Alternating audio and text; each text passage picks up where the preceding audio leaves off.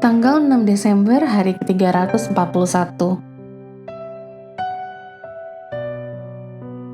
Bacaan Titus pasal 1-3.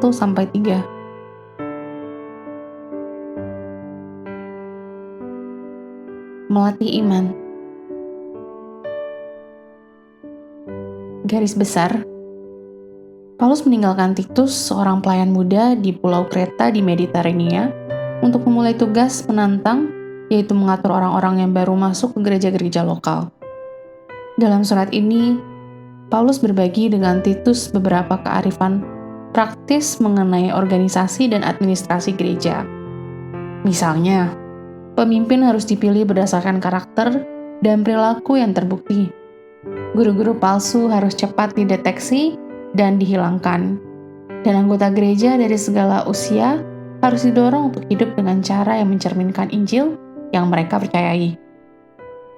Tua dan muda, pemimpin dan awan, semua harus menunjukkan realitas iman mereka dengan berhati-hati untuk sungguh-sungguh berusaha melakukan pekerjaan yang baik.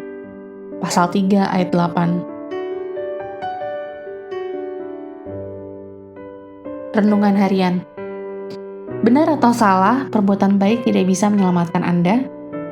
Benar atau salah, perbuatan baik untuk orang Kristen tidak penting. Benar atau salah, perbuatan baik datang secara alami untuk anak Allah. Mungkin Anda menemukan dua pertanyaan pertama dengan mudah. Yang pertama, benar, lihat pasal 3 ayat 5, dan yang kedua, salah, lihat pasal 3 ayat 8. Tetapi yang ketiga mungkin lebih sulit. Dalam 2 Korintus pasal 5 ayat 17, Paulus menjelaskan bahwa seorang Kristen baru adalah ciptaan baru, dengan keinginan baru, ambisi dan kemampuan untuk hidup bagi Allah. Tetapi sama seperti anak-anak membutuhkan bimbingan dan pelatihan oleh orang tua mereka, jika mereka ingin berkembang secara normal, maka anak-anak rohani harus diajarkan ajaran yang sehat. Pasal 2 ayat 1. Orang yang baru percaya dari segala usia di gereja di Kreta membutuhkan instruksi dalam perilaku Kristen yang benar. Paulus juga memiliki beberapa kata tepat untuk Anda, tanpa memandang usia, jenis kelamin, atau tingkat kedewasaan Anda sebagai orang Kristen. Saat Anda membaca, perhatikan nasihatnya yang ditujukan langsung kepada Anda dan rekan-rekan Anda. Tuliskan dalam buku catatan atau selebar kertas. Jika memungkinkan, cari kelompok pendalaman Alkitab lain dan didiskusikan bersama apa yang telah Anda pelajari.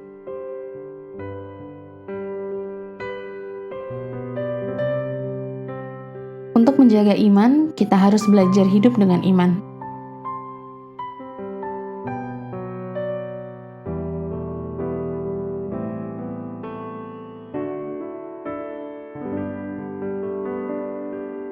Pendalaman.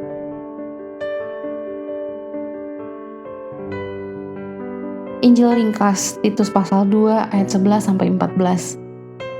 Jika Anda mencari pernyataan singkat yang menjelaskan makna Injil, Anda hampir tidak dapat berbuat lebih baik daripada Yohanes pasal 3 ayat 16. Tetapi dalam Titus pasal 2 ayat 11-14, dijelaskan juga secara singkat. Dalam 4 ayat pendek ini, mencangkup keselamatan, pengudusan, dan penganggungan, atau bagaimana kita ditebus, bagaimana kita harus hidup, dan apa yang dapat kita nantikan.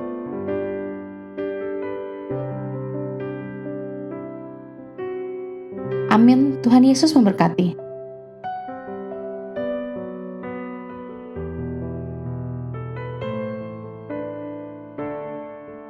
Surat Paulus kepada Titus. Titus pasal 1. Salam dari Paulus, hamba Allah dan Rasul Yesus Kristus untuk memelihara iman orang-orang pilihan Allah dan pengetahuan akan kebenaran, seperti yang nampak dalam ibadah kita, dan berdasarkan pengharapan akan hidup yang kekal yang sebelum permulaan zaman sudah dijanjikan oleh Allah yang tidak berdusta, dan yang pada waktu yang dikehendakinya telah menyatakan firman-Nya dalam pemberitaan Injil yang telah dipercayakan kepadaku, sesuai dengan perintah Allah, Juru Selamat kita. Kepada Titus, anakku yang sah menurut iman kita bersama, Kasih karunia dan damai sejahtera dari Allah Bapa dan Kristus Yesus, Juru Selamat kita, menyertai engkau. Tugas Titus di Kreta. Syarat-syarat bagi penatua, penilik jemaat. Aku telah meninggalkan engkau di Kreta dengan maksud ini, supaya engkau mengatur apa yang masih perlu diatur, dan supaya engkau menetapkan penatua-penatua di setiap kota, seperti yang telah kupesankan kepadamu, yakni orang-orang yang tak bercacat, yang mempunyai hanya satu istri, yang anak-anaknya hidup beriman dan tidak dapat dituduh karena hidup tidak senonoh atau hidup tidak tertib. Sebab sebagai pengatur rumah Allah, seorang penilik jemaat harus tidak bercacat, tidak angkuh, bukan pemberang, bukan peminum, bukan pemarah, tidak serakah, melainkan suka memberi tumpangan, suka akan yang baik, bijaksana, adil, saleh, dapat menguasai diri, dan berpegang kepada perkataan yang benar, yang sesuai dengan ajaran yang sehat, supaya ia sanggup menasihati orang berdasarkan ajaran itu, dan sanggup meyakinkan penentang-penentangnya. Karena sudah banyak orang hidup tidak tertib, terutama di antara mereka yang berpegang pada hukum sunat. Dengan omongan yang sia-sia mereka menyesatkan pikiran. Orang-orang semacam itu harus ditutup mulutnya, karena mereka mengacau banyak keluarga dengan mengajarkan yang tidak-tidak untuk mendapat untung yang memalukan. Seorang dari kalangan mereka, nabi mereka sendiri, pernah berkata, "Dasar orang Kreta pembohong, binatang buas, pelahap yang malas." Kesaksian itu benar. Karena itu tegurlah mereka dengan tegas supaya mereka menjadi sehat dalam iman dan tidak lagi mengindahkan dongeng-dongeng Yahudi dan hukum-hukum manusia yang berpaling dari kebenaran. Bagi orang suci semuanya suci, tetapi bagi orang najis dan bagi orang tidak beriman, suatu pun tidak ada yang suci, karena baik akal maupun suara hati mereka najis. Mereka mengaku mengenal Allah, tetapi dengan perbuatan mereka menyangkal Dia. Mereka keji dan durhaka, dan tidak sanggup berbuat sesuatu yang baik.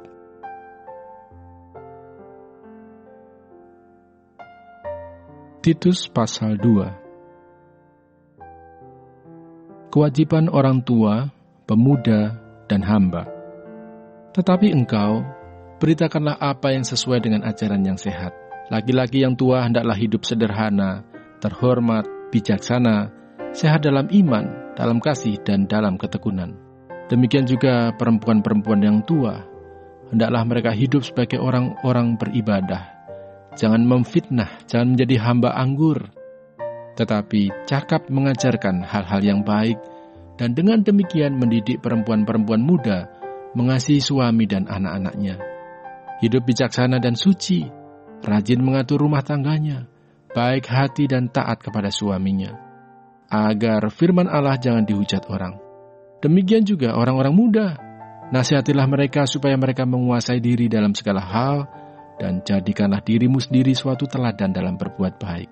Hendaklah engkau jujur dan bersungguh-sungguh dalam pengajaranmu, sehat dan tidak bercela dalam pemberitaanmu, sehingga lawan menjadi malu, karena tidak ada hal-hal buruk yang dapat mereka sebarkan tentang kita.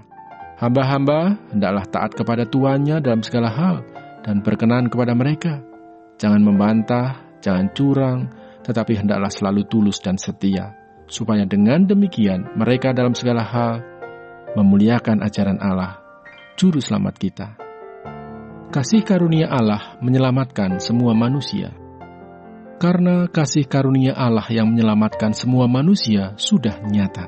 Ia mendidik kita supaya kita meninggalkan kefasikan dan keinginan-keinginan duniawi, dan supaya kita hidup bijaksana, adil dan beribadah di dalam dunia sekarang ini, dengan menantikan pengenapan pengharapan kita yang penuh bahagia dan penyataan kemuliaan Allah yang maha besar dan Juru Selamat kita, Yesus Kristus, yang telah menyerahkan dirinya bagi kita untuk membebaskan kita dari segala kejahatan dan untuk menguduskan bagi dirinya suatu umat kepunyaannya sendiri yang rajin berbuat baik.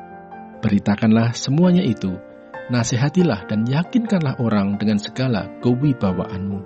Janganlah ada orang yang menganggap engkau rendah.